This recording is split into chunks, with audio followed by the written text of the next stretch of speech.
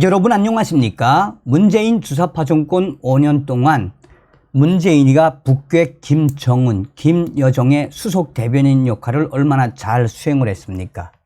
중국은 거대한 산봉우리다 라며 중국 시진핑의 1대1로 함께 하겠다라고 만든 것이 바로 신남방 정책이었죠. 중국 베이징에 가서 개망신을 당하면서까지 친중 정책으로 대한민국 곳곳 중국인들의 판을 만들어 놓은 자가 바로 문재인 아닙니까? 조선일보가 문재인을 발칵 뒤집어 엎었습니다. 대한민국의 군사주권을 중국에 팔아넘긴 문재인, 그의 죄질에 적용될 군 형법과 형량, 결국은 문재인은 사형. 종송산TV 좋아요, 구독, 알림은 큰 힘이 되겠습니다. 자, 조갑제닷컴의 조갑제 대표가 조선일보의 사설을 소상하게 재해석을 했습니다.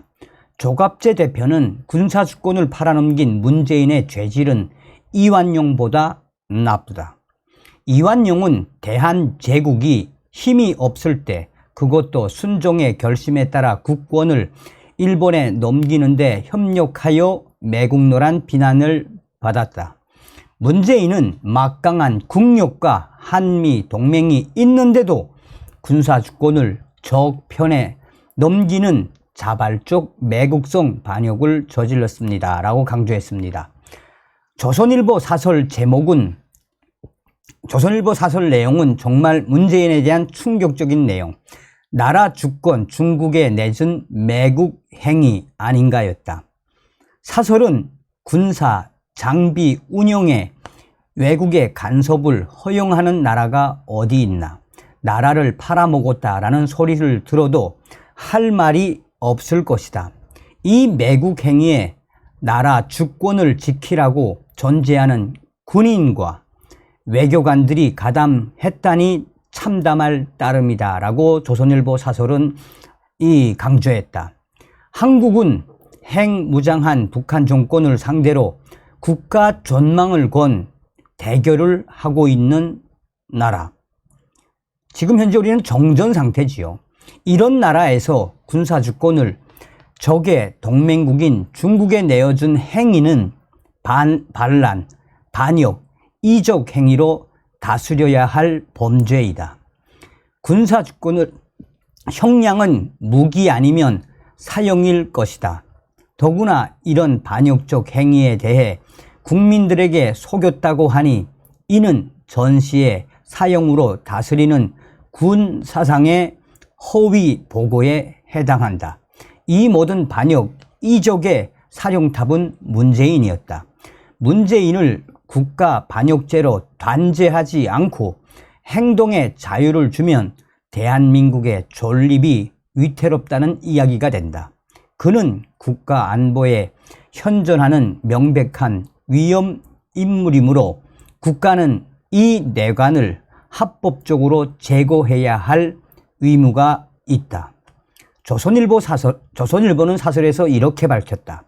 문재인 정부가 중국을 의식해 사드의 정식 배치를 미뤘다는 의혹이 사실로 확인됐다라면서 사드는 북한의 핵을 요격하는 체제인데도 문재인 정부 5년간 임시 배치 상태였고 그 이유는 문재인의 반역적 행위 때문이었다라고 논지를 전개한다. 문재인 정부가 6개월이면 끝나는 환경 평가 대신 1년 이상 걸리는 일반 평가를 받도록 방침을 바꾸고 그 첫 단계인 평가 협의회 구성을 끝까지 미룬 때문이었다. 겉으로는 주민들이 반대한다는 이유를 댔지만 사실상 중국의 눈치 보기였음이 밝혀졌다. 이번에 공개된 국방부 문건들에 나오는 내용이라고 조선일보는 강조하고 있다. 이 문건을 보면 국방부, 외교부, 환경부 관리들은 2019년 12월 3일 청와대 국가안보실 주재 회의에서 중국은 환경영향평가 절차 진행을 사드 정식 배치로 간주하며 강하게 반발할 것. 12월에 계획된 고위급 교류. 대통령 방중에 역량이 불가피하다라며 연내 평가 협의회 구성 착수는 곤란하다라고 문재인의 청와대는 결론을 지었다. 문재인 전 대통령의 방중 3주 전에 열린 회의였으며 방중에 악영향을 줄까봐 사드 정식 배치 절차를 미룬 것이고 문재인 정부 5년 내내 평가협의회는 구성되지 못했다. 이 기간에 김정은이 발작을 하여 핵미사일을 안 쏜 것은 천운이었다.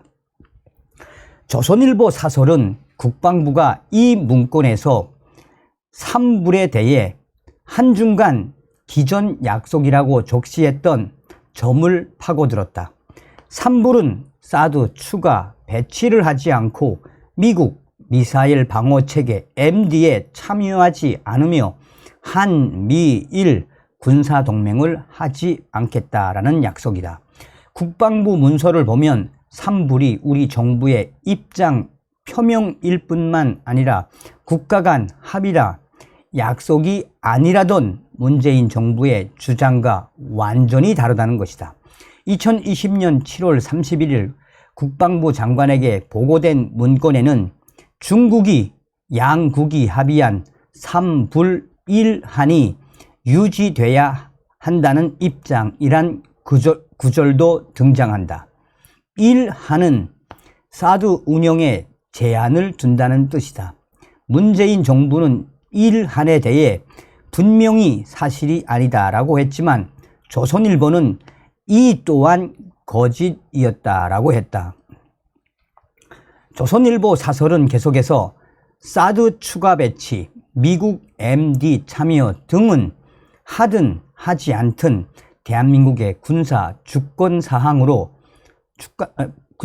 대한민국의 군사 주권 사항으로서 누구도 개입할 수 없다라면서 문재인 정권은 중국 방문을 위해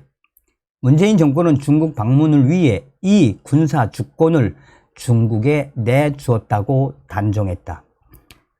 조선일보는 1한은 이미 배치한 사드의 운용에서도 중국 눈치를 보고 제한하겠다는 것이다.